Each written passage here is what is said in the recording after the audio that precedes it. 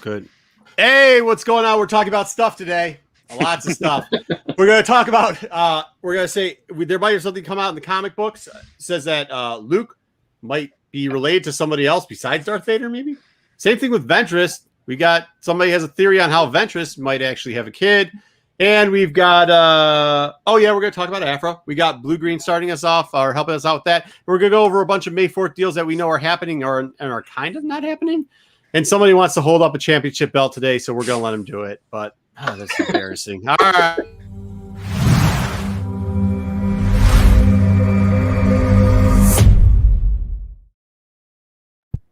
All right. So how's everybody doing today? Great. How are you doing today? Yeah. Can't complain. Yeah, I bet you can. Yeah. Okay. We'll get to that in a little bit. We got a new guest because if you heard the intro, we got a lot of cool stuff. A lot of cool stuff going on today. We're going to talk about a hand in a jar. Yeah, that showed up in the comic book this week. That was pretty cool. We're going to talk about May 4th deals, what's going on, what we like, maybe some things we can get, and what you can probably buy too. We're going to talk about video games, a little bit of JJ and video games, and then we're going to do It's a Trap because you guys like that segment, and we're going to see if it's a trap that Ventress has a child and that Aphra is going to show up into Obi Won. So let's start off with a little bit of comic book. I don't know for everybody that went out there and got Vader 11, but we have Vader 11 here. And in Vader 11, there's a bunch of interesting stuff. We could talk Vader 11 all day long because there's tons of cool stuff that happened in Vader 11, including some huge, ginormous kyber crystal, some statues, some other stuff too. But what was really interesting was this right here, this hand in a jar. Because it seemed to be Luke's, correct? That's what our theory is on this. Is that's Luke's hand in the jar. Seems that way. Which means an Ugnaught may or may not have given the Emperor a hand in the jar, or a hand, and the Emperor then proceeded to put that hand into a jar in Exegol. So would you say that the Ugnaught gave the Emperor a hand? Is that what you're saying, Marco? Oh, come on. So anyways, so they call it the scalpel creation. You nixed my Tauntaun joke, man. No. We haven't even got there yet. So there's these characters in the background. They look a little sketchy. One of them kind of looks a little Snokish, whatever. Looks like both of them. If he's from New Jersey, he'd be a Snook. If he's not, he's a Snoke. The characters come out, they're a little bumped up and everything like that. There is some things that were interesting, and we cut out some of the portions. And the Emperor was saying, like, I can make all types of stuff out of this thing, and he's referring to the hand, we assume. These characters come out to fight Vader. Vader chops them down. The assassin at one point asks if they're like bred out of evil or if they're Sith, and he says it's not, but the Emperor said, I could make them Sith if you fall, which is interesting because the theory I think here is that that Luke Skywalker's hand is this guy right here, and that would turn him into a Snoke Skywalker. Yes, that's how that works, right? It's the DNA of Luke Skywalker that produced Snoke, so it'd be Snoke Skywalker. Now, is the bred out of evil thing meant to be like cutting off the hand was evil? Not that the hand itself was evil. What do they mean by that? Bred out of evil? Oh no, the characters, all the things in the tank, they're breeding them out of like the evil portion of the hand, I guess. So like the dark. Look, man, they didn't get into it that much. That's what I'm saying. Like, it's interesting. This is the only thing I hear. I don't know, JJ. I don't know what you think about this. When I was reading, I was like, there's lots of different ways they could take it if they take it anywhere. One thing, so it's definitely Luke's hand, not Anakin's hand. Is that right? Well, I was 50-50 on it. Yeah, I wasn't real sure either. I was 50-50 on it, but I think if it was Anakin's hand, wouldn't it be like crispy, like a chicken McNugget? Yeah, that's where the debate comes in. If it was Anakin's hand, it'd be burnt. And well, no, because he got a hand cut off too. Yeah, he did. Got his hand cut off Dooku's. Yeah, he got his hand cut off. But it was the whole arm. We're getting crisped. Yeah. Remember, it was his arm from the. That's why they have the gold arm. That's true. Yeah, absolutely. Yeah, so that's why we don't know. Sit down. We are eventually. We're eventually. Actually, it's coming up soon. In like 2 weeks, we're going to release the Ugnaught video that we've been promising for a year now to release. And in that video, there's an Ugnaught that like recovers. We think recovers the hand. Correct? Mm-hmm. And that. I mean, that's weird. It could definitely be like the Mandalorian because he definitely finds a lightsaber. Yeah. I mean, it shows that. So why wouldn't he find the hand as well? And And he can sell a lightsaber. I doubt there's gonna be much of a market for spare body parts just lying around the bottom. Yeah, so except for dudes with jars, dudes that want it with jars. What you're saying, Pete, is you don't want to bite the hand that feeds you? Is that what you're saying? I'm just saying not everybody's a master geneticist and is cloning people everywhere. Right, but the crazier theory that I even heard on this, or people are talking about, is that the Ugnaught is the Ugnaught from Mandalorian, and how he got out of service for the Empire is delivering this hand to the Emperor. And that's the Ugnaught from Mandalorian, and that's how they're going to link the two books together. Crazy. Look, they've done crazier crap. I have spoken. What's that? Yeah, I have spoken. That's how I did it. Right. But if you can clone Jedis, isn't that a game changer? Yeah. Well, I mean, they did it in Legends. Yeah, they did. There was a Luke Star clone. Luke clone in Legend. Yeah. Yeah. Star Killer. Star Killer.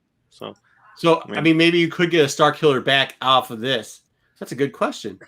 Thanks, Blue Green. That's what I needed. That is a very good question. Yeah. No, I mean, that's two cool things you could get out of here. You could get like a Star Killer thing. I don't know if a Luke clone thing. I'm okay with, my opinion on like too many Marvel clone stories to throw one into Star Wars. Yeah. I mean, I like the Star Killer stuff because it was kind of different with him, but like the Emperor clone 18 times and then they bash it. But if the hand, we didn't see the hand in the movie too, which is worrisome, because if the hand was in the movie for sure, then we'd know it'd be done. If you remember in the Legacy stuff, like just because they blew up like what would be Exegol, they didn't blow up Exegol, but they blew up the first base of clones for the Emperor. Wasn't the last base of clones for the Emperor. He had like 3 more. So hopefully that doesn't happen. Hopefully they do. But it would be nice for them to do just like a quick Malik thing, or a quick what was his name? Grayson. What was Star Killer's real name? Galen Merrick. Galen Merrick. Yeah, not Grayson Malik, but Garen Merrick. Very good. All right. There we go. So that's what we got out of that. It was a very interesting book. There's a bunch of other stuff that was in there, excluding that huge cyber crystal and like a guy losing his eyes. I also like always showing for you comic book guys. After Marco took me on my comic adventure, I'm subscribing to every single book now except for Darth Vader. And it was just kind of a cost thing, but maybe I should have just gone all in and got Darth Vader as well. But this book always seemed really weird compared to the other Darth Vaders. Did I make the wrong call? Because I got Aphra, got Bounty Hunters, got Star Wars Original, and I'm going to get the new Bounty Hunters mag. What should I go back and get Vader added my pull? I don't know. I mean, look, I'm a big fan of the Gillian first run Darth Vader, and even like the second one. This one is a little bit like it's a little out there. Yeah. They're doing some crazy stuff in this one. Goofy. Same thing with the Star Wars, the regular series. They're like trying to throw stuff in there. And it's just I kind of enjoy this one more than I have the current run of Aphra, though. Personally, they burned out the assassin's eyes in this one because he looked at it because the stone was bleeding. It was a Raiders of the Lost Ark moment.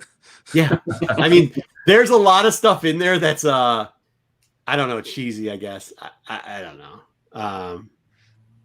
But yeah, I don't know. Yeah, so who knows? I mean, I know that everybody has a theory. Like there were so many theories of what Snoke was going to be. He was actually a messed up Palpatine clone. He was Rey's parents at one point. What else did we hear? There's a bunch of things that he was supposed to be. But if they make him part of Luke's like deformed hand, I think that'd be brilliant. I actually like that one. I'm all. I do like that. That's what made me think maybe I should subscribe. Yeah, but the problem with Vader is like they start to tell you a story and then they just stop after 2 books and they go on to something else. So I mean, the next is War on Bounty Hunter, so they won't revisit this for a while. The other thing to bring up, and not to connect it too much, but there was kind of the Moff Gideon cloning thing going on with Mandalorian in a way. So yeah. Yep. The secret lab. Mm-hmm. The hands could still be, and we had the. You're saying that because we also had, this is the way there. So he could actually, I could have been there. That's why he was on the planet. So you know how you said bread of evil? You guys know, Pete and Wookie and Marco know my theory, but that Baby Yoda is actually evil. Was Baby Yoda bred out of Luke's evil hand? Something to think about. You know what? That might actually happen. That's something they would do, especially if they let J.J. Abrams redo another something. They would take it, and that makes perfect sense. Either way, it was just crazy to see Luke's hand in a jar, and then like him hint that he's breeding, cloning stuff out of Luke's hands. So that was Vader. It was a cool book. It was a good book. Now that next week, I think they're going to start in the the beginning of that big Fed event that they're doing over there. So you make sure you get there. We're going to go over the May 4th stuff next. May the 4th be with you. Hot sales, hot sales, good deals, everything else. I don't know. We'll talk. Amazon's going to have what they're going to have. This one was interesting though. They have got, if you didn't read the Into the Dark, they're doing, was it 99 cents? You can get it through Lucas Press. And I bet you they're going to do a bunch of different books on that one too. So you might want to start checking those out. They'll start May through the 7th. The window cling. The only reason I put fan wraps in this is because of this. I know people like them. I don't do them. I don't, whatever. But if you have a fan wrap on that, and fan wraps are like, the characters they put on the side, the little people in the back, the little symbols that stick to your car. They're like bumper stickers that don't stick all the time or whatever. I don't know how they work, but every person that I've ever walked up to and be like, oh, hey, you like the Republic? Hey, a big Darth Maul fan. Hey, well, yeah, whatever. Oh, are you enjoying The Mandalorian? Yeah, they all say huge Star Wars fan, and I think that opens the door. I will give you a little advice. If somebody says they're a huge Star Wars fan and has one of these fan wraps on, don't talk to them about Star Wars. Just don't, because they don't know anything about Star Wars. But for those of you that do like them, go ahead, 20% off. You can get that. And watch out for the guy that paints the side of his van, because he probably does know a lot about Star Wars. Yeah, no, that guy does. True. That guy does. That's true. Her Universe is doing 40% off, but do look at their clearance. I actually buy a lot of my Star Wars shirts from there. They make a quality shirt. They're really good. They're a little bit pricier though, so I can't buy. I mean, I don't buy them at full price. I usually wait for this sale every year. It's pretty good. Target's got 20% off toys, clothes, no Legos. The problem with Target is if you've gone to their site lately, so what they're trying to do to fight bots is just not list that they have product on the site. Yeah. So what are you going to have 20% off of? Jar Jar Binks? Great. He's already 20% off. And then Amazon has a bunch of crazy deals of whatever they're going to do. They're usually not that good, unfortunately. This was one, JJ. I know you looked at this and I looked at it. This is a great deal. Yeah, pretty much for the year, you get the $44.99 and you'll get a lot of the exclusive covers. So if you're one of those guys that are like, I can't understand why I can't get that insider cover and you want it, it's not a bad deal considering what does it run normally? It's $10 an issue, right? Yeah. Well, they claim it's like 89 or something like that normally, but I think it's really like 69.99. But it's still a good deal. I mean, it's way lower. And 8 issues is a year, by the way. A lot of people see the 8 issues thing. Is a year. They don't have an every month issue.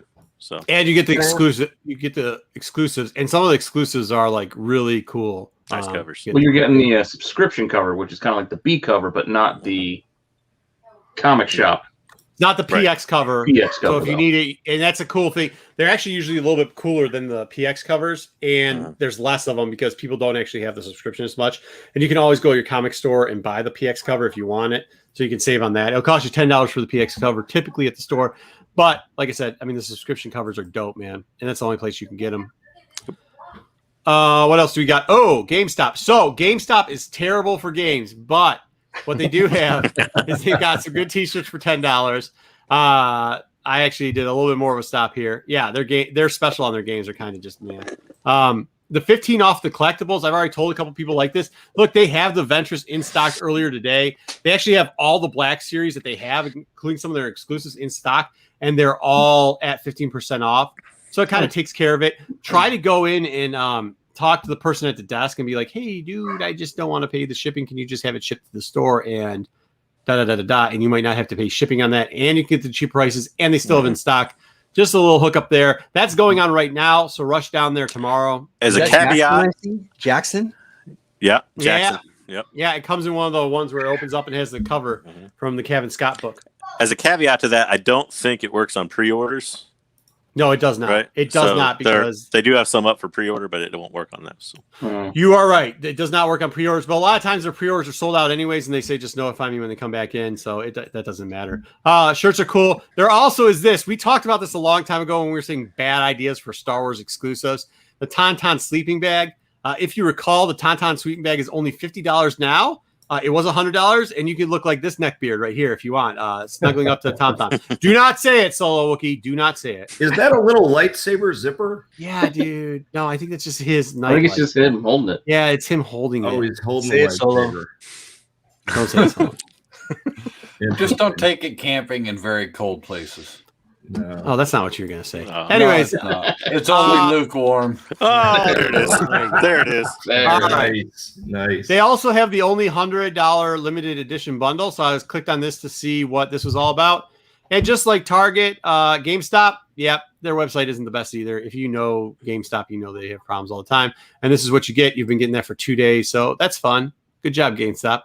But go inside, maybe you can get something hooked up. Now, out of print, for those people that buy novels and even some of the specialty novels, I remember we talked about, and then people started buying, they bought out that, what was it, the High Republic with the socks? Remember that? Literally, we talk about it. Yeah. And like in 12 hours, the thing sold out. Dude, nobody's ever bought that. This place has never sold out that fast. And by the way, it was 3 days after they started selling it. So don't lie and act like y'all, it was just something popular. They got buy one, get one free tea, but that's not why I really wanted to show you this. I wanted to show you something that's not coming out for a very long time, but you can reserve it. A little bit expensive, but you know these Thrawn books do very well. And this book's out. But the specialty book isn't going to come out for a very long time, right? Till August. August. Mm. Damn, it looks good, man. It looks so good. So I'm going to be wasting $150 on that. But just to let you guys know, you can notify what comes in. Then we have IDW. We mentioned this last week. We dug a little bit more into it. It's up to 50% off sale for IDW, for Star Wars comics and graphic novels. So we were like, hey, cool. We can get some Vader Castle, maybe some Return to Vader Castle, maybe some Return to Vader Castle. Or maybe we want the first Marchand Row, and you got the little bit of the Buckets of Blood on the cover. Or hey, Star Wars Adventure 13, Max Rebo Band, dude. I love that story. Either way, you could get all these things except for when you go to click on the page. Thanks a lot, IDW. Get your stuff together. What was that Ventress cover from? That was the Return to Vader's Castle. Is that Return to Vader's Castle? Yeah, I remember that one. Yeah. Oh, that's cool. That's because that's the incentive cover, I think. Well, now I got something to find. There's three covers to that. There's the one where she was running. There's this one, and then there's the black and white version of this one. So Yeah, I don't think remember the- that one for some reason. I think that's the B cover, actually. I think the B incentive was cover. black and So the white. RI was the incentive. Yeah, the incentive was the black and white. All right. Well, good stuff. Yep. You definitely chase after that. I might actually know somebody named Horn that could help you out with that one if you really need. Yep. But or maybe we could buy it. Oh, one more person having a big sale. Actually, this is a good one. Wanted Comics. You know, my friend Drew. We love him. We don't get paid by him, but we sure do talk about him a lot and order his books. He's got a couple things going on. He's going to have some more May 4th deals. You know, we're big fans of Laura Dune. I can't believe he's selling the 1 in 10 for $10, man. Like, Pete, didn't you buy a 1 in 10 from him for $10, or did you buy it for 15? I think it was like 15.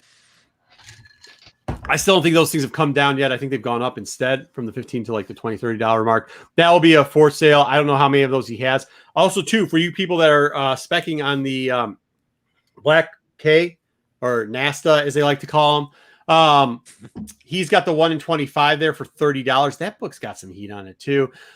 For you Maul fans, they'll have number 1 there. You know, it is what it is. He's got a bunch of other ones too that he's got going on sale. He's bundling up his 4 exclusives. And by the way, guys, he does have a 5th coming out. It's pretty dope.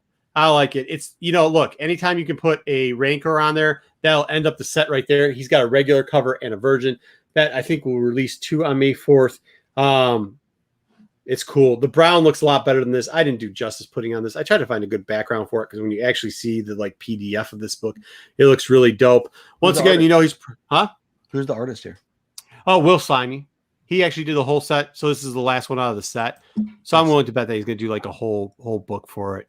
And you know, this is when they're getting on the planet with the huts. So this is going to be really cool because this is the first time we actually see like the Hutt cartel back in it. Like they used to have them in the novels and stuff like that. And you see like portions and references of it, including in Clone Wars. But now they're going to give you a deep background of it. And like, look, if you give me background of Fett, bounty hunters, or the Hutts, like I'm in. You know what I mean? And this is around the time where they're trying to expand their universe too. So they haven't come to full power. Because do remember, like at one point, the Empire, like Darth Vader even has to go and ask permission for Jabba for stuff, you know? I mean, they wouldn't have built the Death Star if it wasn't for the Hutts, but they weren't always that powerful. This is going to be the storyline in the High Republic that starts talking about, well, they promise it is. We'll see what happens because they promise a lot for the High Republic. But there you go. There's your 5. Go over there to Wanted Comix and check them out. Check out a bunch of other places. Hopefully IDW. Watch the IG. Watch Tails IG. When that IDW page gets going, I'll make sure I'll hit it up there for you guys and maybe put out some of the books that I'm buying from there. And I'll definitely show you some of the books that I'm buying from Wanted Comix. Because although he's a friend, he's not a good enough friend to give me free comics. Thanks a lot, dude. Thanks a lot, bro. No, but it's such a good price. I don't care, really. All right. Awesome the way he's going to do a set like that, too. That's so well, he's already got the 4 like sets, so that. he's probably going to do a 5, Yeah. too. Yeah, that's what I'm saying. I think you guys, does everybody have all 4 of those? I've got all 4 of those. I think so. You got all 4? I'm pretty sure. Yeah, I got. Yeah, but Solo, you always say you want everything and then don't buy anything, so I understand. All right. Next up is the here we go. We got the gaming special. Why I said GameStop was terrible and it wasn't is JJ wants to talk about games. JJ, what do we got on these? You got pretty much every Star Wars game you can imagine on sale on the 4th. Digital download pretty much for everything. So usually like places like GameStops will run sales typically on like used games, but all the digital games from modern, so you got Fallen Order, Battlefront 2, Squadrons, those are like your most modern ones. Those are about 50% off. Actually, I think it's more for Fallen Order. Battlefront's I think 75% off. Fallen Order, I think if you just the basic digital download, not the limited edition one, is almost like 65% off. Same thing with Jedi Academies and Pod Racers, I think, which is is Racers the remastered version, JJ? Yep, all those 3 games at the bottom, the 2 Jedi Academies and Racer, were actually remastered by Asper, Asper, I think it's Asper, which is the one that's supposedly doing the Knights of the Old Republic remake. Racer was Nintendo 64, wasn't it originally? Yep, It was. back in the day it was. Yep. Oh fuck, I love that game. That was awesome. I think it's only like $7 or I mean I can't remember what it is, but I think it's 75% off. So And it's fun. You It get it was on the legitimately Switch. a good game, though. Really. yeah, So guys, I want to dip I don't have any of these games, but I want to dip my toe in the pool. And Jen was talking me into Fallen Order. That's what I was going to go with? But I think what do you guys say? If I was to pick one, which one? Okay, this is a question. When was the last time you played a video game on a console or PC? Well, I played the first Battlefront, and it was so terrible.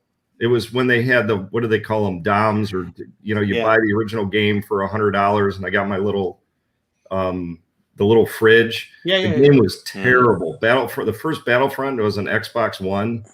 It was awful. And then I was like, I'm done. No more games. But I'm ready to come back. So leftover, I hear what he's saying. He's saying Fallen Order. I get it, but I'm telling Leaky, don't take this the wrong way. I'm not quite sure your skill level is up to playing Fallen Order because there's this part where you have to scale a thing and like you just aren't going to get it. As we get older, our reflexes are a little bit slower. Go find you an old GameCube and get you Rogue Squadron. And the Rogue Squadron, expensive. The Rogue Squadron GameCube. Oh, I played Rogue Squadron. So damn fun. Yeah. So I would say start off with Star Wars Racers. I think it's right on your level. And then maybe make your way into the Academy. Battlefront's okay, but that game's speeding up because it's interesting. I don't know. Yep. And I thought I heard someone also say it, but you should be able to play the Star Wars Racers and a bunch of the other ones on the Nintendo Switch online. Yep. You can also get them on your Xbox, and they'll all be on sale with this deal. So. Yep. Also, another good one that just came out for the Xbox, if you like first-person shooters, is Republic Commandos. Oh yeah, they just redid that. And that's part of the sale too. Cheap Is too. Fallen I think it's Order like a first-person shooter? I thought it was more of a story-based game. No, it's story-based. And you got to do all like if it's like Assassin's Creed type movements too. I got Or what was that one where you had to kill all the monsters, the big monsters? I can't remember. Titans. Monster Hunter? God of War. Titanfall or whatever it was. So it's either way. XBAA, up, down, left, right. It's actually the same studio that did Titanfall. Yeah, Titanfall. Yeah. It's just a lot of the same whatever they're called movements. All right, and then what else do we got, JJ? So you got Knights of the Old Republic and Knights of the Old Republic 2 on special for mobile, and they actually run pretty well on mobile. I think $4.99 is the price, so it's a pretty cheap buy-in. If you've never played them before, it's a good way to pick them up. I still suggest the touch controls if you're playing on a phone are a little bit wonky, So go buy like a $15 like Bluetooth controller and maybe try it that way. Also works really well on a tablet, but pretty much any modern phone can run both these pretty well. So. Nice. Is that it? No, we got one more thing. Oh yeah, the bundles. Yep. I put these here because these are a little bit more expensive. So like, do know that the deluxe edition of Fallen Order is not like 50 to 70% off. It's a little bit less than that. I think they're more like 25 to 30% off. Same thing with Battlefront 2, the full expansion, and Squadrons is up to 50% off too. I think for the basic one. But you know what? Actually, Leaky, that might be the game for you. Squadrons. I think I could see him playing that. JJ, what do you think? Yeah, if you gotta maybe like flight sims a little bit, but I love flight sims. If you love flight sims, Squadron's good. Also, too, you can pick up in the sale through like Steam, or if you use GOG for classic PC games, and it takes a really weak PC. You don't need a modern one or anything to run it, but like the old like X-Wing versus TIE Fighter games and all those games from the 90s are on sale too. So. Oh, those were great. The X-Wing versus TIE Fighter. Yep. Cool. Well, hey, look, Jedi, good to see you. I know you're back. We're going to have you back on here in a little bit. Lopez, good to see you. Ruben, VK, everybody else, Gonzo. If you guys could go down, make sure you hit that like button, something about algorithms and like whatever it's supposed to do. I don't know if it does or not, but it can't hurt to do it. All right. So that's the covering of the May 4 stuff.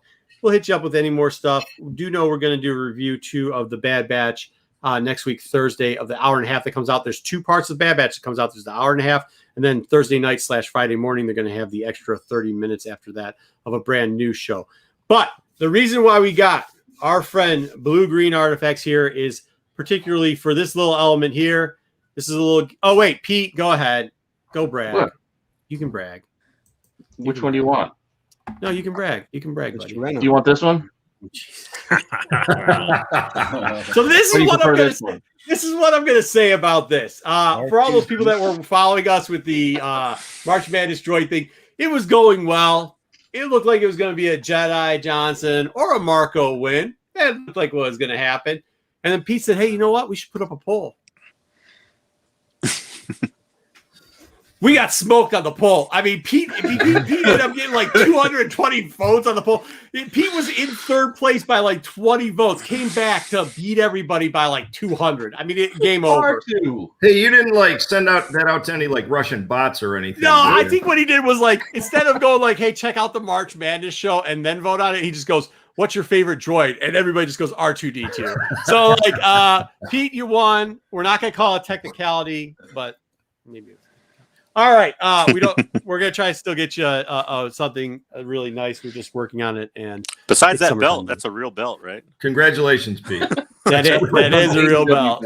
That's what we're trying to work on, as a matter of fact, is a belt. But good job, Pete. Congratulations. You did what you had to do to win, and I think that was in the spirit of that show. But hey, let's get back to it. So we're gonna play the our favorite game. It's a trap.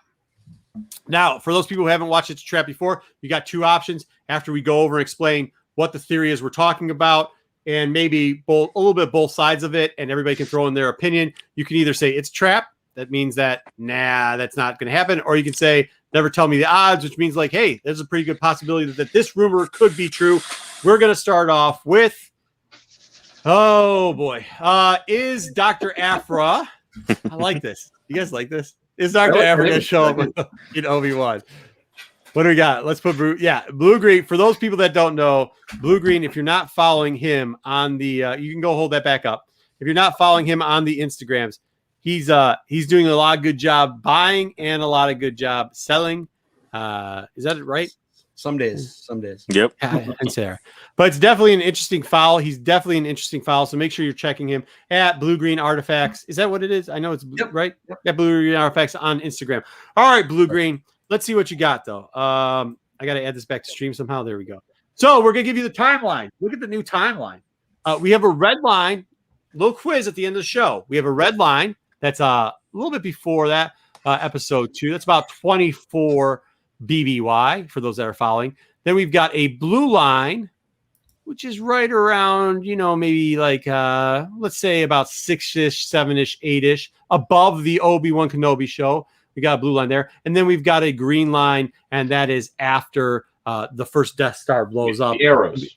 Or arrows, yeah. Whatever. There's a line with Because an arrow. there's at the also lines. So I want to confuse people. Oh, sorry. Yeah, sorry. Well, if somebody would have built this instead of me, then we wouldn't know what it It looks actually like is. one of those conspiracy walls and the crazy people have on the movies. It is. It gets that bad. Hey, look. So the first one here is the red one. That was when little Aphra, Doctor Aphra, was born. We're talking about 24 before the Battle of Yavin. So BBY, which means Yavins when the first Death Star blew up. That's kind of New Hope. It's kind of how you settle that one. Square head girl. I know that's supposed to be baby Luke in that original image, but it kind of looks like groceries. Yeah, It does look like groceries. I told you guys this was a deep fake or whatever they call it, man. There was nothing in there. And as you you can see put from a the French close-up. bread, Yeah. local French bread sticking out of there. That's what I'm telling you. It was always a fake. Luke's a fake. Whatever. Anyways, but if we go back to our blue line right before there, Arrow. yeah, that too. We've got the next little portion of it, which is a 7-year-old Dr. Aphra. Wow, she looks angry, doesn't she? Not happy at all. The reason why we're bringing up 7-year-old here and how we know she's kind of 7 is she's about 25, 26 in this book, Dr. Aphra number 2 of the last series, not this new series that's going on right now.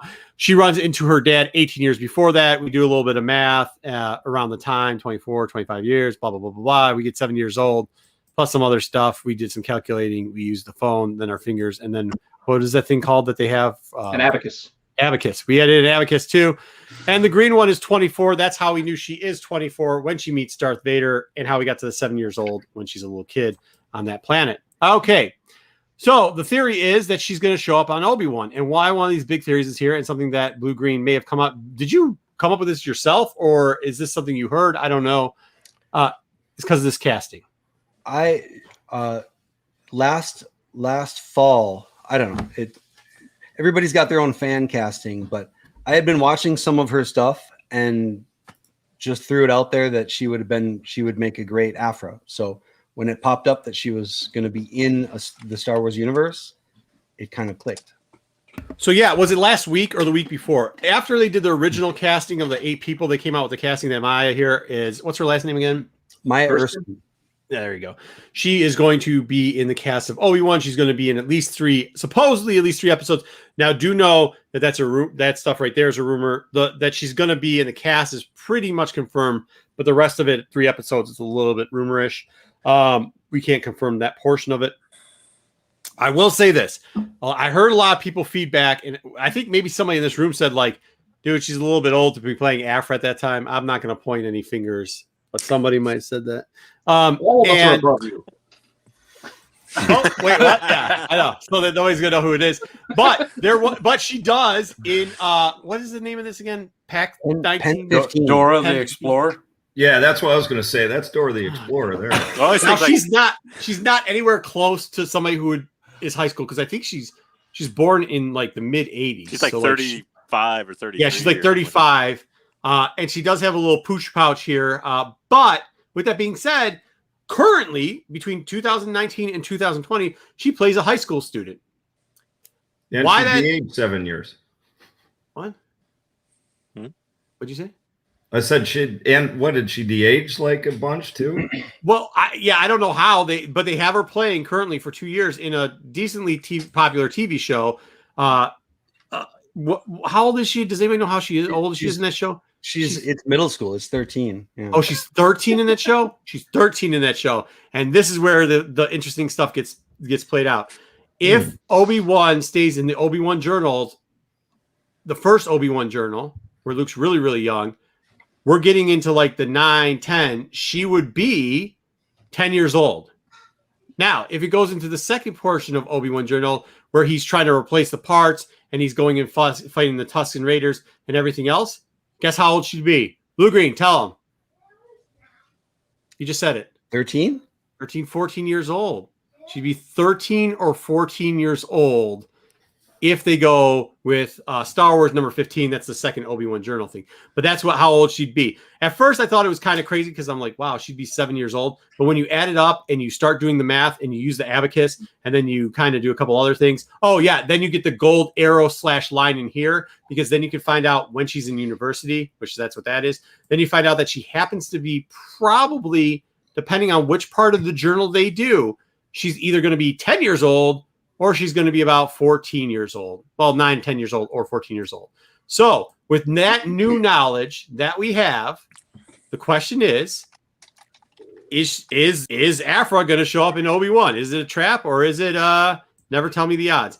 We will start off with Blue Green because he's the guest. Blue Green, let's hear what you got. So yeah, I'm coming at this more of as a fan and as a fan of the world, the cinematic universe that they're putting together. I think Feige, I don't think he's from what I understand, he's consulting with the Star Wars universe. Is that correct? Can somebody? Yeah. Yes. He's not officially putting these together, but he's in these meetings and helping them put the pieces together.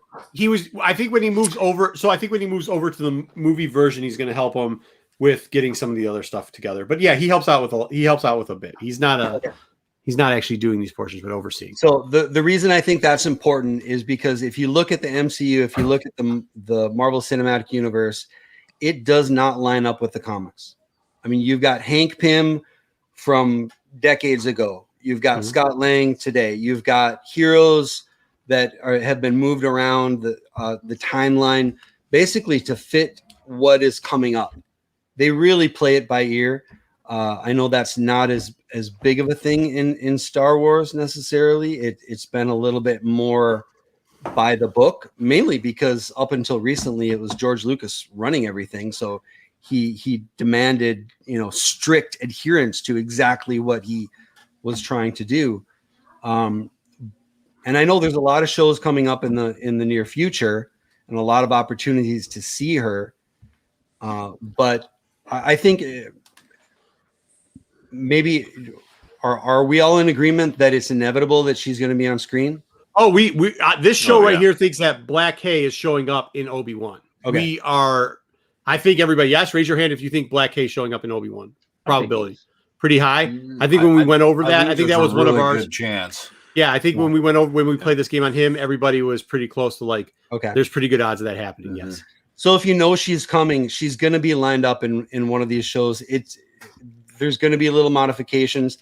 I appreciate the time and detail that went into the yellow line and the blue line and the green and the red line, but I do think there is going to be some differences between the Star Wars comics, even though they are canon, and what we end up seeing on screen. I think she can play young. If you've seen the show Pen 15, which if you type it in the calculator, PENIS, obviously. Yes, it's making fun of. We just told a penis joke. Yes. Yeah. Thank you. It's making fun of middle school and the fact that these two main characters are middle schoolers, but are actually in their, 30 plus is a little bit tongue in cheek. But she is a creator. She's the type of. She's not just an actor. She's kind of an up and coming creator, I guess I would say. So that is what they like to use on the start. The Mandalorian's the perfect example of that. I see where you're going with that. Yep. Mm-hmm. So not just I would be surprised if she took just a little bit part in this, if that makes sense. I would think this is going on to someone else. If you've seen her in anything, she's the perfect amount of smartass and comedy, action. I don't know. I mean, I guess anybody can hire a personal trainer and start. Anybody can be an action star nowadays. They make Angelina Jolie and Liam Neeson into an action star. So, I guess that's it. It's going out on a limb, and if people want to disagree and burn me in the comments, means, that's what this whole show's about, dude. I mean, as long as they're respectful about it. You guys, the chat's good. Our chat's good. They're not going to kill you on that. Yeah. But here he goes. Never tell me the odds.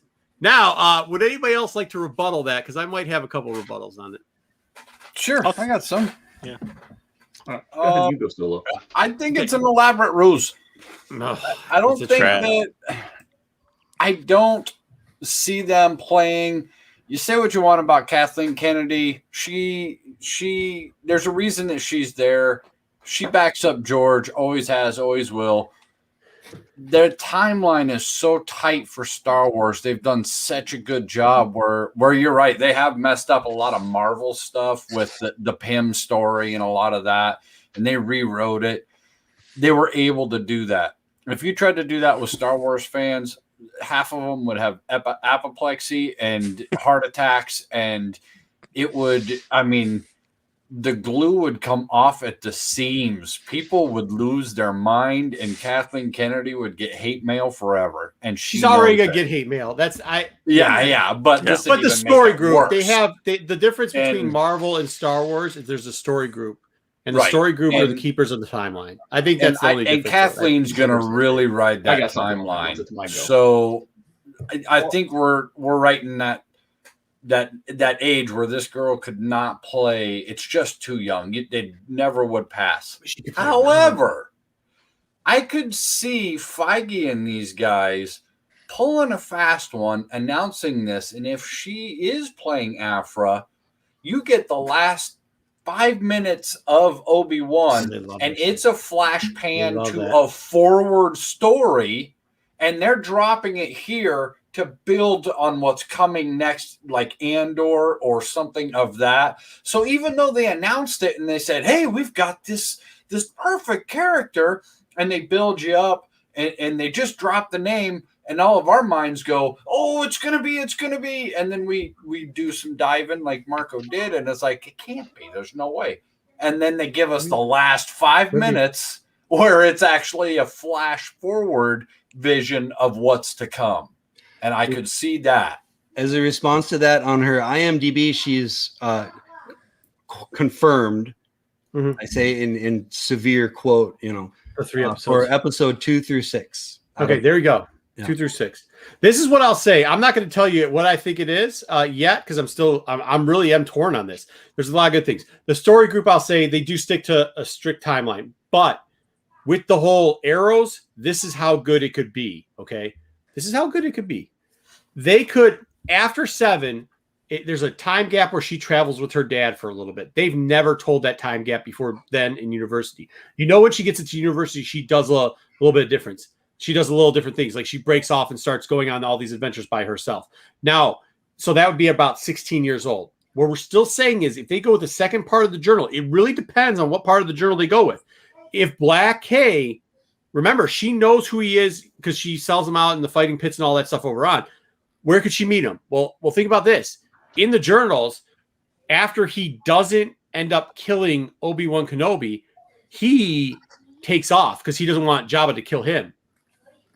At that same point, she's making her way from the outer rim into the core world. I'm just going to put that out there. I'm not going to tell you what I think. I'm just going to put that out there and let you guys do what you want with it. Pete, you got something to say? Go ahead. Let's go. What you got? All right. Well, just to go back to the whole timeline thing. I mean, there's a difference between Marvel and Star Wars in that Marvel takes place in our world, technically. So it'd be kind of weird if they were telling, Captain America getting defrosted from the ice in the 60s. Like, nobody's going to watch a movie about the 60s today. So they had to bring it to date. Star Wars is in a galaxy far, far away. Their timeline is completely self-contained. They can do whatever they want. They don't have to worry about cell phones or computers or modernized cars. They can change whatever they want, however they want, and tell things however they want. So they can follow the timeline as strictly as they want over there. That also being said, I'm going with it's a trap because the timelines don't fit for me for her. Plus, I really want Jessica Henwick to play Aphra. That's my pick to play her. I loved her as Colleen Wing on Iron Fist. She was the best part of that show. That's who I'd like to see as Aphra. We should have got a picture of that. This is what I have a feeling this is what it's going to come down to is fantasy casting of who you want to see. So where you can put them in it, right? I think it's more of a fit for Andor, like you did with the breakdown. I think the college years showing her in Andor makes a lot more sense to introduce her there than in Obi-Wan. Well, that's a big JJ thing too. I mean, JJ is huge on that. Yeah. When I started doing all the timelines and stuff, he's like, when do you think? I said Andor, and he's like, yeah, of course Andor, yeah. But we could do that. I just want to say this, Blue Green, man, you said when you first got on, you're like, I don't know if I can hang with you guys. I'm telling you, you're hanging right now, buddy. You are hanging right now. Yep. You're doing really good. Go ahead, JJ, give it to me. I just want to posit one more thing, and I'm not really leaning one way or the other on it, but so if she's in Aphra at this age isn't doing a lot, really. She's traveling around with her dad for kind of what we think that timeline is. Maybe, yeah. But like until university, we don't really know much about her, and she's not really involved in the War of the Empire or anything like that. So to me, the odd thing would be if she's going to be in multiple episodes, what can you have her do? I mean, I see it more as something like if she shows said a supportive role. She did say a supportive role, so it'd be. I mean, that's a minor role in 3. Right? Blue Green supportive, right? But I see it more as like a cameo or something like where if she shows up, that would be it. Like Obi Wan would meet her, or she'd somehow meet Black K, and it'd be like or she's a kid in town that he keeps seeing. Yeah, that's like her role. But like to be like 4 episodes or 3 episodes. Even as a supportive role, seems like a bit much to be inserting that character in there. But that's just me. You're still muted. Is it trap or never tell the truth? Eventually, you've all got to choose one. It's trap. Okay. Trap. Leaky, what do you got? Give us some insight in here, bud. Well, I went a little deep on this one, and I went to the writing staff. And one of the key writers, probably the one that's putting the scripts together, is Hannah Friedman. And I don't know if you guys know who she is, but she comes from that Pixar, Disney Plus brain trust. Mm-hmm. So she writes for kids. She's co-creator of the new Willow series, a lot of kid stuff. And if you look back at the last year, Dora the Explorer, City of the Lost Gold was huge. Dora's a future up-and-coming archaeologist. There's a lot of kid stuff going on. Now, this is very much conspiracy theory lines being drawn. But I think they're going to go young on this show because they want to bring in a younger generation. You've got your old school. If they would have said, "Hey, Obi-Wan Kenobi, the movie, that the Star Wars story," and if they kept that script, I'm like, there's no way new characters are coming in from the comics. There's not going to be a Aphra. There won't be Black Krrsantan. But since it is a new writing staff and since it's one that's going young, I think they're going to pull in younger characters. And I like Vader, the first series of Vaders. And if Filoni has anything to do with it, he mines from the comics. So they're going to bring in a younger generation. It is a limited series, passing to the torch. Obi-Wan and Darth Vader on their way out. Darth Vader has he was kind of the one that brought Aphra into the fold. So I'm going to say, never tell me the odds. It could be a very elaborate trap, but I don't know. I think I think that's a little, they had to plan this thing well in advance, and Filoni loves to mine the comics. They're going to mine the comics. Why not Aphra? The only thing that throws me is the actress. Leaky, you think they're really going to go with a younger angle on an Obi-Wan show? The old grizzled hermit in the desert is going to be the place where let's bring in a new generation. Like when he leaves Tatooine, right? It's going to start on Tatooine, but when they go out, there's going to be a hunt for the young Luke, right? That's got to happen. Who's if not? I think Obi-Wan is a good example in the first place because, Obi-Wan in this show versus Obi-Wan in A New Hope. What is the age difference? It's like 10 years, 12 years. Yeah. 10 years. Not that much. What year was Alec Guinness born? 1914. What year was Ewan McGregor born? 1970. Mm-hmm. Obi-Wan has already been kind of jacked around in the timeline just based on casting. So well, they have ways to age a character up and down now that they didn't have back then, though.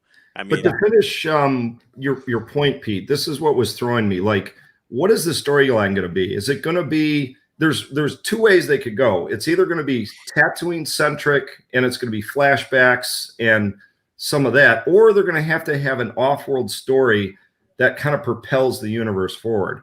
I think at the beginning of the show, it's going to be a lot of Tatooine, self-reflection, Obi-Wan kind of looking back at the past and thinking about everything that happened and feeling bad.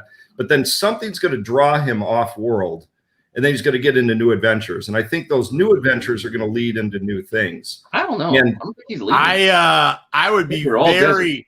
I would put money he doesn't leave Tatooine. I think we're all desert. Maybe we get a great introduction or something like that to broaden the universe by giving us other villains. But I mean, I think you're going to see the Water Wars. You're going to see the Water Wars. You're going to see the Tusken and the Jawa Wars. So you could have all this stuff. You're going to see all the thugs and villainy that's going on in there. I mean, listen, it was supposed to be a 2-hour movie. It's not like that they converted it into a TV show. It's not like they're coming out with like It's one TV show. This is it. Marco, that's what I'm saying. It started as a 2-hour movie. Those scripts are gone. They brought in a whole new writing staff of younger generation writers that are known for writing for Pixar, right? So in Disney Plus. So they're going to pull in some elements that are more younger, relevant. And they might change it too. But they did say at one point that they were trying to keep it to that regimen of a short period storyline. We've seen some of the pictures that do look legit. Like they've got a lot of pictures of desert and Tatooine and buildings that look pretty much like they were on water farms. They're definitely going to have to do the Lars homestead. They've got to have that, right? They're not going to. Yeah, but I mean, he's going to be going over there for Sunday coffee with Owen and Baru, and he's going to. I guess, how much are they going to throw into? How much are they going to throw it? Do we know how many episodes it is? It's like 6. I think it'd be 6 episodes. Six episodes. But remember, guys, she shows up in the later half of it, so it's going to start on Tatooine. But I'm going to say never tell them the odds. Someone's going to if it's centrally housed on Tatooine, there's no Aphra. Yeah. So this is what I'm going to say about it. Go ahead, Blue Green. Go. Well, I was just going to say Hayden Christensen. I mean, just the fact that he is in the show, I think that means it's not stuck on Tatooine. Yeah, agreed. Darth Vader's not coming back to Tatooine.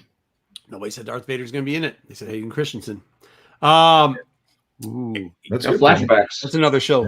Yeah. That's exactly what I was saying, because I think remember this is what timeout. This is what Solo Wookiee said that, and I went and checked it. He said no, they definitely signed on James Earl Jones, and they definitely did not sign on James Earl Jones. So Darth Vader, as far as we know, has not been announced to be in the show, but Hayden Christensen has.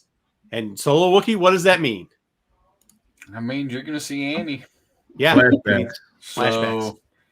That's what I'm especially saying, though, is if I was gonna write a story about the Obi Wan journals and I was gonna play that out, I would start it at a time before the journals. And my video is Luke sitting down reading the journals, and as he's opening and reading and going through that, then he's you're gonna bring in Mark Hamill now. Now Mark Hamlin's gonna we're gonna bring wait what was the guy who played Winter Soldier? So now they're actually gonna use it. That's why they're doing it. But then that whole you're not gonna see him reading it. It's just gonna be played out like he's reading it. So you see 2 seconds of somebody. You don't even have to watching The Hobbit. Okay, the Hobbit movies have been on. So you got Frodo reading, Bilbo. Then you have a bunch of different little skips forward and back, and they can do it real fluid, and they can tell all that journal story like that, and that's how they could give all of it. Can I go? I'm with you in the chat room. Because as we're going, the chat saying stuff I was going to hit up. So VK on Comics brings up this point, and this goes to Blue Green's point. He says Tatooine, sand, old planet, right for archaeologists. No, there's even one bigger point that he's missing here. One of the reasons why Doctor Aphra and her dad gets in fights when she's 7 years old and tries to set the house and all his stuff is on fire is because he's also obsessed with Jedi. The Jedi artifacts, but yeah. Yeah, right. The Jedi. Well, no, just the storytelling and all of it, JJ. Remember, because it's the whole 9. Ooh. What better Jedi artifact? Make it a time travel movie, and they're going after Luke. Would you stop? Especially with time traveling. We're not. There's no in between to this one, right? We'll get to that when Ahsoka comes up.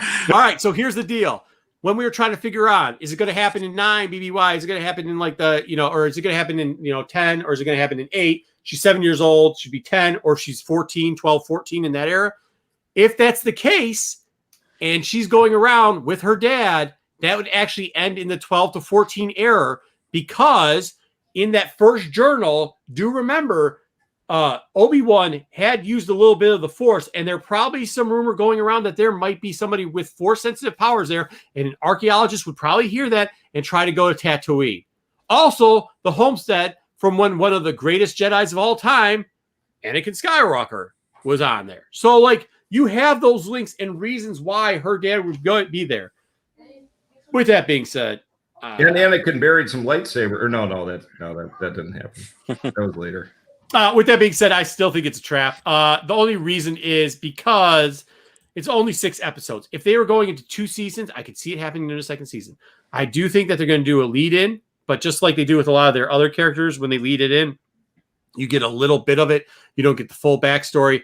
and it's not like you just don't get it. I'd be highly surprised if they had Aphra in there, especially if they use that actress, because then, I mean, you could age her up, though. I mean, that's one good point that Blue Green has. You could age her up easily, just like you're doing with that, because she could play.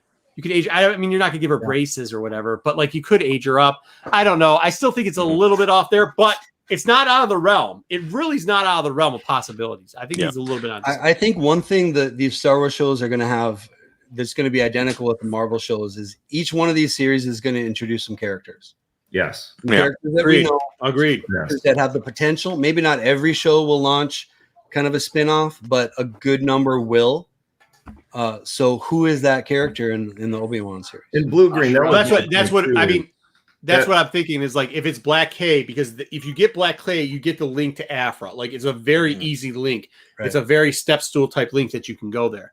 Well, it brings in a couple elements. It brings in a couple elements that you can flush out to introduce that character and the killer droids, because you're so used to the R2D2 and the C-3PO and the Chewbacca. If you introduce this character where it's like, oh wait, all Wookiees aren't Chewbacca. Get it? Yeah. You have to do it because it's a different. You're not taught. Look, these TV shows are for us, right? Us, but they're not for us too. They're for the greater audience. I think that's a super important point because they're really not for us.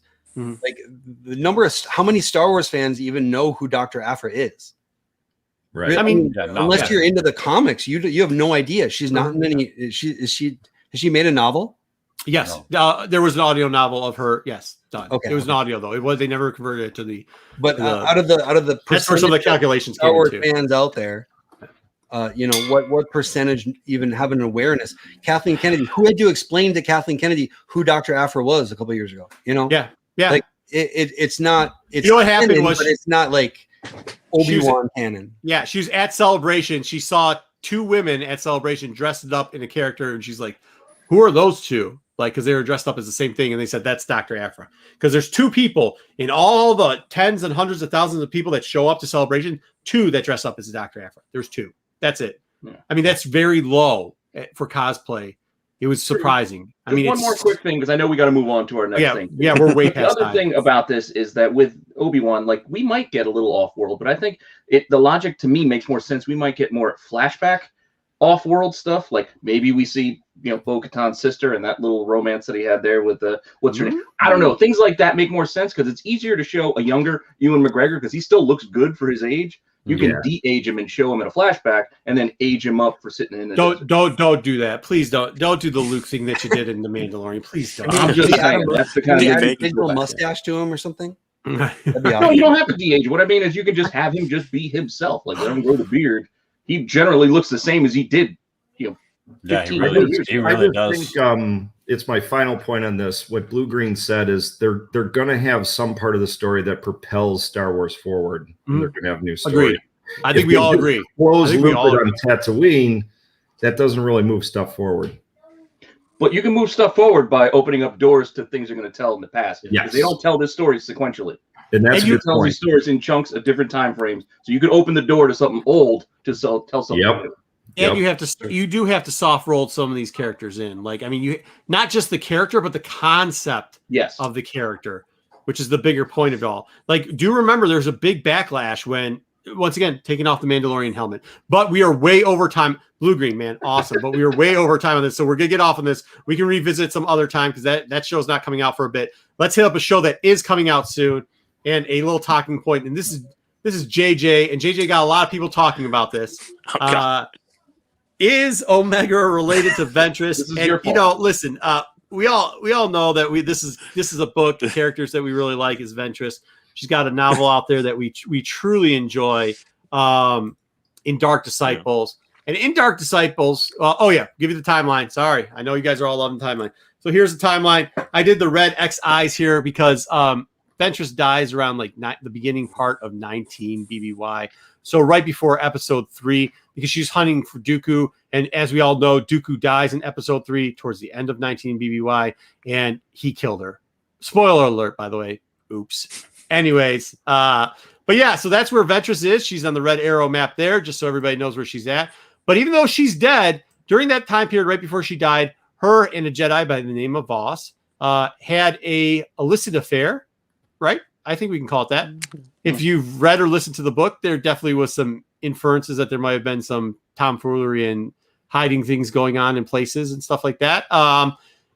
And that she might have actually thought about her mortality at one point or another too, even in there. Why I bring that book up, though, to go with the theory of is Omega related to her, is because this is the Pete. What are these things called? Where's Mike when we need him? Animatronics. Yeah, I think it's animatics. Animatics. Okay, these are the Animaniacs. Yeah, the animatronics is Follow President. Yes, these are the Animaniacs of the Clone Wars when they were episodes that weren't fully made.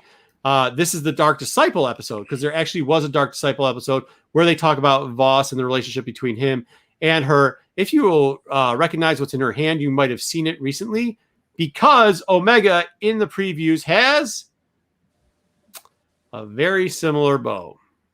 That's just crazy. She also has white hair, and we know that she has white hair. However, we think she's especially important because what's the name of this cloner? She's the master cloner. She's the chief. She's the executive in charge of everything. Alisai has got Nala. Yeah, it's Nala. Nardog. Nala. Yeah, Nardog. There you go. Alisai has got this pendant, and we see the pendant on Omega. We do see the white hair. A lot of people were intrigued by that. I know some people said it's a Palpatine clone. I don't believe that for a second. But there it is. So one of the parts that JJ brought up is that he thinks these two are related. Obviously, Omega has some special gift to her, and now people are talking just like Blue Green when he brought up the Aphra thing. So, JJ, is there anything you'd like to add to this conspiracy theory? No. I'll wait till my turn to. Okay. Who would like to start off the round of It's a Trap on this one? Do we believe that she is a clone or shouldn't JJ start it? I can start it. Sure. JJ started. I think you should start it. Blue Green started the other one. You just started. Yes. So this is an absolute trap. I don't know what moron originally posited this theory on the air, but it's a total trap. Listen, there's two things about this I believe. I believe that Omega is a clone, and that, like Marco said, I believe she's an important clone. I don't even really know if Omega's a boy or a girl, to be honest, from the trailer. I'm leaning girl, but there more and more people are leaning towards female. Yeah, girl, yeah. So I assume she is, and I assume that's kind of what makes her part of the Bad Batch, and the fact that they're not supposed to be any female clones. And yeah, I told you what I think she is. Yeah.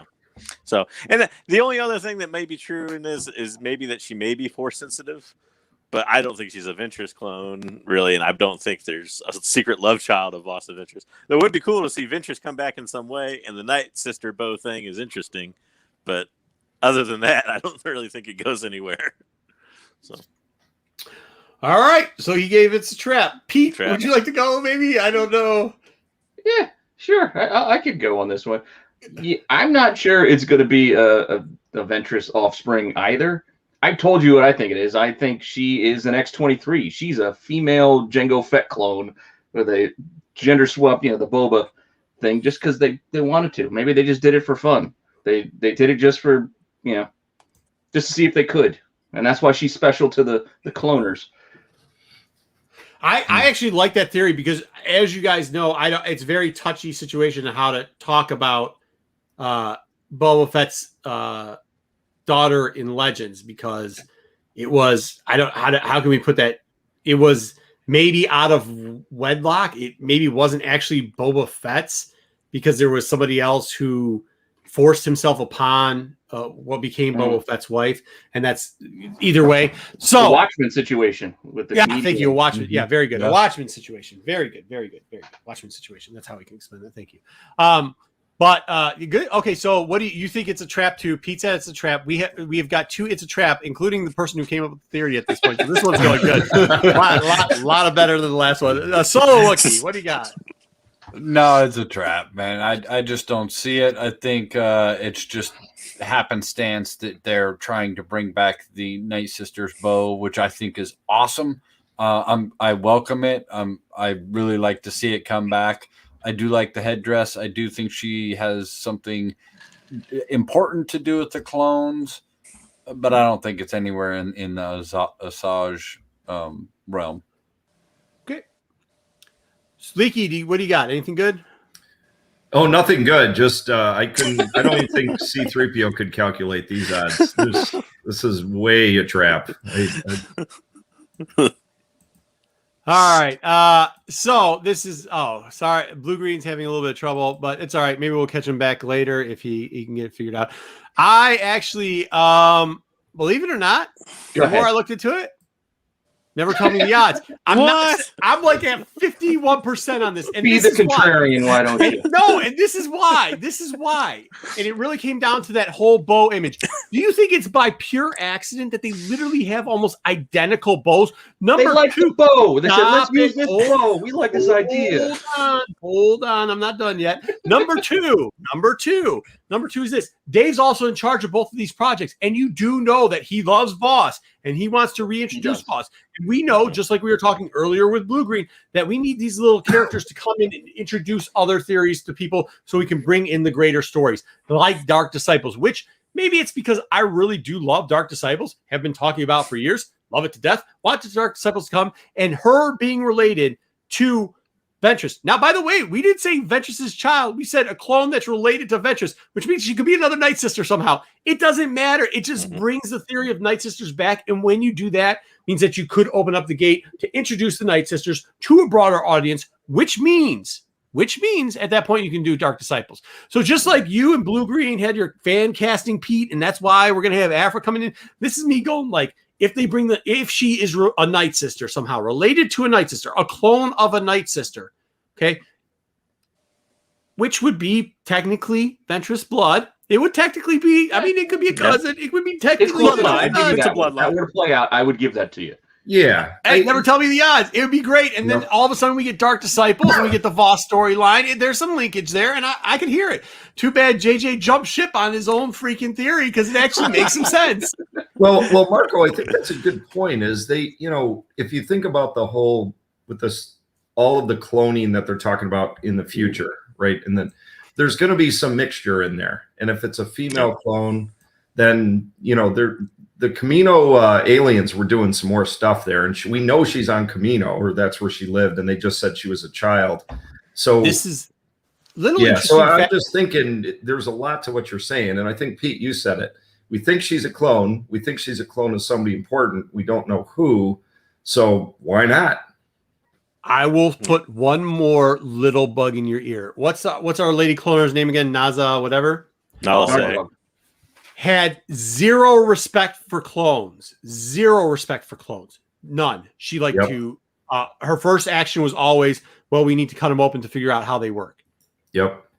They were Omega, yeah, that's all it was. Omega's literally wearing the same pendant. So you explain how that happens unless she's somebody maybe a little bit more important, maybe not even a clone at the end of the day. We'll see. Yeah. Either way. Maybe that was an Anakin hand that we're talking about in Darth Vader 11, and they had it back then, and they were using a little bit of the Anakin juice. Yeah. So back to the Palpatine clone theory. Yeah. So maybe she killed Mala and took the pendant.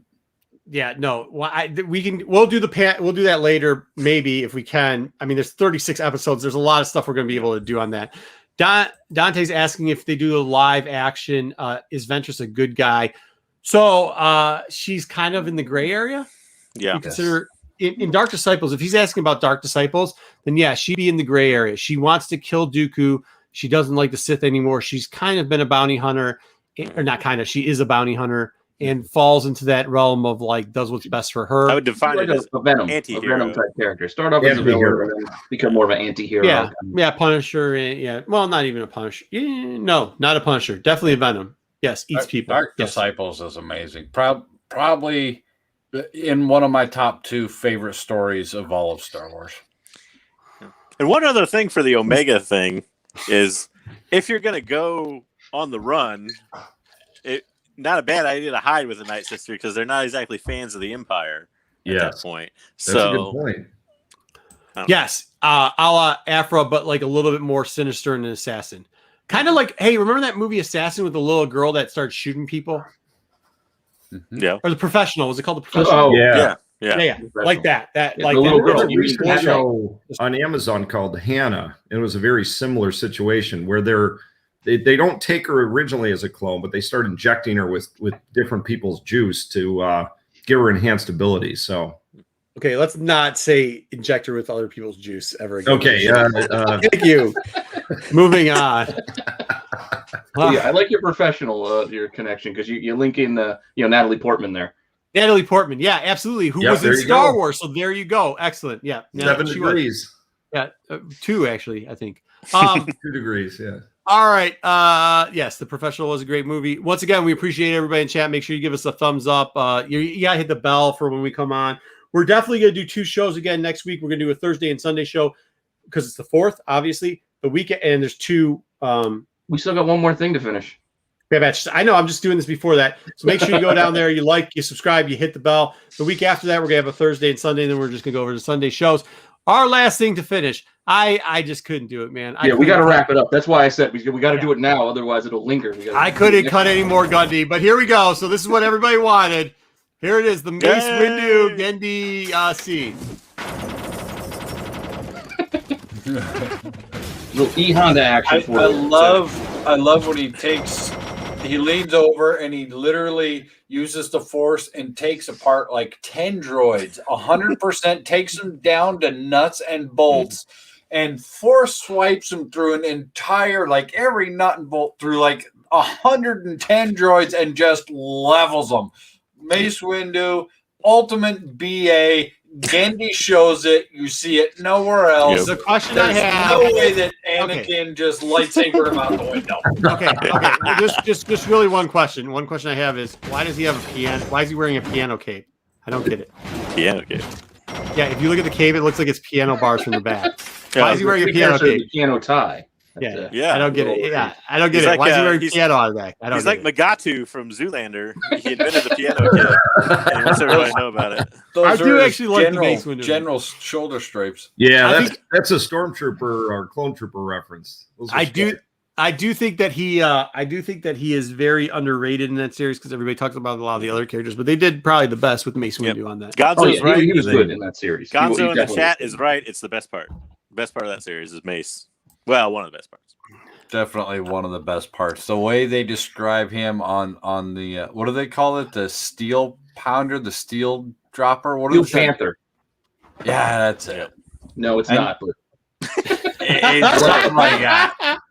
So, one question about that show that came out in conjunction with Attack of the Clones, right? So that was before they made Mace Windu emancipated or emaciated, but they had used him to be the BA type guy in there. Like he started to get in all the arguments with Palpatine in this. Like they'd done a lot of good work. That's the one thing I'll give this. I mean, besides the space scenes that they did very well, the posing's just not my thing. I get it, dude. Like some people like Rob Liefeld, some people like real artists like Kirby. I mean, I noticed something limitation of the animation of the time, though. And I got to say something. I noticed something on last night's Modern Comic Mayhem that somebody talked about how they like the posing in one of those comic books. In what comic book? Was it the comic book you reviewed last night? Which one was it? Half price. Somebody talked about the superhero poses and how he enjoyed them. I believe that was you. Oh, me. Oh, you're talking about MCM? Yes, he did. Dude, no, some of them. I like. Yeah, it was. Was it? What was that? Geiger? Where he's it was Geiger. It was Geiger. Yeah, I like that. I don't like the Rob Liefeld belt and guns standing in the air pose, or this one. Like, what are you doing here? I'm not. Yeah. Look, no John Cena, bro. We're good. That's right. Hey, half price. Good to see you, man. Joker list. Your one last cover list. Yeah. One last thing I want to go over is. Because I've been waiting like 3 episodes to mention this, and I kept holding off. But Mace Windu, and they showed it in Clone Wars animated, is the one that crushes Grievous's heart with the Force, and that's why he has the cough. Makes him cough, yeah. And that's all Mace. Yep. Is that show canon? I'm guessing not. Not close. They can't. Although it's on Disney Plus now, finally, but it's not canon. But it's the only ever explanation. You're right, JJ. It happened in the last episode too, right? It was Crunch, and then right as Grievous was getting away, Force gripped him. Yep. I would put that together if I had a little bit more time, but I didn't. Hey, half price. Reach out to somebody. Grab my phone number real quickly. I got a question for you. All right, that's all we got. That's all we got, right? Do we have an end scene? Pete, you know what? Look, man, this is what I gotta say to you. Love the front scene so much. We need to get an end scene. Please get it. Fat Club.